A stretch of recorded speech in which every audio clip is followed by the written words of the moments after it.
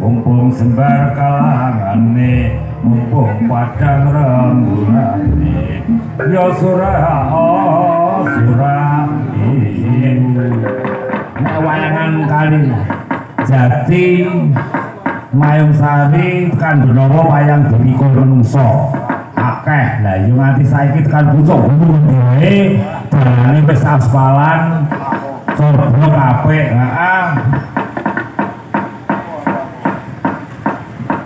sawene aku karo kowe nggonku iso metro awit tahun 75 tekan saya ini mayang ning Kububan Kulon Guntur lagi ping 3 biyen penggane pepudenku nadator Kapundhut Tolong Kasih dan Jati saben-saben mantu mesti wayangan mergo yo bayar karo aku penggane Bapak Demroni pertuan ngono kuwi sok ngoke telo jendal kanggo pabrik Salaman Intisari teke mau saben mantu mesti wayangan saben ngono iku sabene ngguntur ana wayangan ya kadangku Sinorwedi almarhum jenenge Bapak Bagong Muhadi Widodo kuwi ibune pelayanan Pelangi Benowo Mbak Yune Pak Timbul Galang ya adine ibune Pak Haji Suto Pak Broto yen Pak Haji putrane Mbah Harso penabuh pinter yen Mbak Yune ibune Pak Bagong bojone digarwa Singgah Tumarwi Diguno putrane Mbah Dalang Bagus putra telu nang tengah Pak Jigito Kyai Broto Pak Joko sing barep ana putri garwane Basu Diadikan Solo Keraton garwane Pak Carik Jangkaran Soko Darawuri adine Pak Joko Basuke Misih Sugeng Kagungan Putra Parikesit Yogi Digaro Pak Sutarko Hadiwacana sing ragil wis suwe seminggu dinggone karo anake keponakan Ki Sutara putrane Pak Jigito Yogi Pak Tumarno Susilo sing putri jenenge Sulitri putrane yo nang kene nata wayang asmane Mas Sugeng. Aku biyen nderek Kyai Broto setahun terus dengan Pak Jigito kurang marem melu Mbah Timbul. Ning Mbah Timbul kurang marem aku nderek Mbah Sugi Keraton. Nanti aku nek matur karo Mas Toyo iki muni Mas ning kono mesti kan slamet mesti ngono kuwi. mergo nganggo nglarske Kyai Sugih Bekele Kraton ya ketantrakan ngrumi ini wis andisi awake dhewe tinimbalan kasrahake ana bumi Kali Panser ana alam boko di pangapura dosa kalmutane oleh swargane Gusti Allah Subhanahu wa taala. Allahumma amin. Kaberkahan Gusti Rasul Nabi Muhammad sallallahu alaihi wasallam. Warga Kali Panser ora tak wiji-wiji, muga-muga sabebaning wayangan berkaing Purwa saha Prunggusari, berkaing wayang gamelan kaijabahan dening Gusti Allah Subhanahu wa taala kaberkahan marang para pemuda dan para sesepuh ingkang wis sumari bebodro ing dusun Kali Panser nggone among tani tulus raharjo juru-juru werdi dadi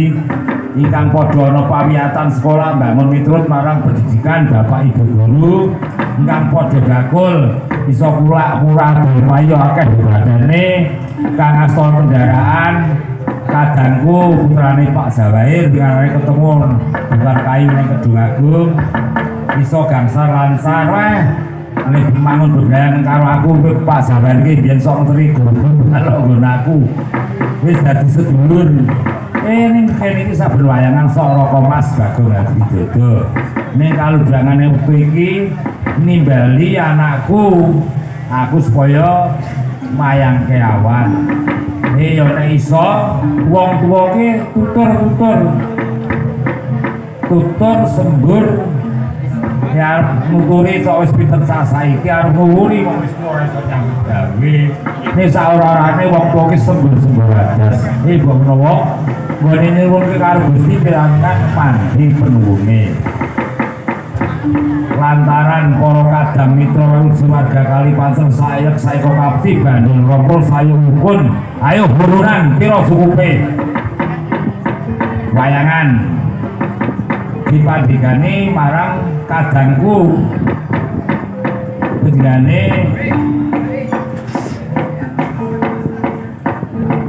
Mas Sugiyatno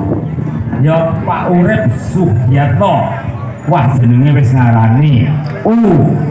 untung lan bejo derek ulmarok ustad lan ulama R ki ramah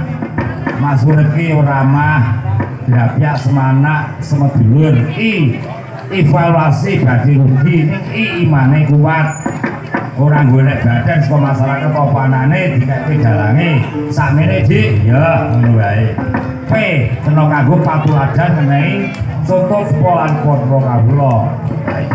Sugiyatno seprambah seprawung semanak sumeh sumungkem marang kang gawe urip derek Ustad Umarok ulama bakal untung jalan uripe ramah gajah semanak imane kuat pe kena kanggo patuladan ayo nek Sugiyatno seprambah seprawung semanak sumungkem marang sapadha-padha untung lan bejo ndene Ustad ulama Umarok G gebragan ora mung meneng apa keparing warga masyarakat ayo bareng-bareng enteng do disangking abot do dipikul Sugih evaluasi hitung bener lan luput imane kuat Yatno yakin percaya marang Allah no bakal pajangan mano temoto uripe mugi nganggo Pak Sugiyatno para pinspo kadang mitra maruju para pinspo sesepuh para ngalim para ulama Bapak Guru Bapak Pamungsaya ing guntur pinaringan panjang umur panjang yuswa lumantar menika dados pasuketan anggenipun pasederekan nuwun iki wayangan wah wayange apik gamelane perunggu kabeh monggo ikut kanca sidin enek ayo padha dolanan ben pengen iki ngekoso aku sing cilik wis wani jaroh ning pesarene ndake laris mangkat metu saka wuwuh sida muti baline metu kene jam 2 bengi aku wani sing dalane ngekoso najan to dibangun pemerintah ning rakyat uga mendukung padha kerja bakti dandan dalan ngapekke ngratake kepiye-piye